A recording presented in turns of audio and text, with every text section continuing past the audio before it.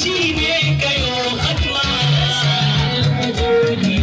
ya almashudi ina son ka arzikin bayi a sa'a cikin ziran da kai ya abin bauta da ahalin nubuwa ahalu bai titinin tsafta sahabbai a sakwata maza sun madurata a samina akalla su ne mafuskanta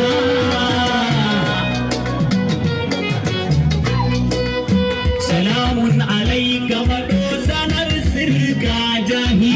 salamun alaika madogara urwatan lahi magogin zunubu mahi shine rahmatan lahi cikakken ya almashudi ina son ka arzikin bayi ina son ka so domin ka ahmad na san kaina ina tura shi da su dan ka maulana soyayyar da ta zauna cikin rai da kalbina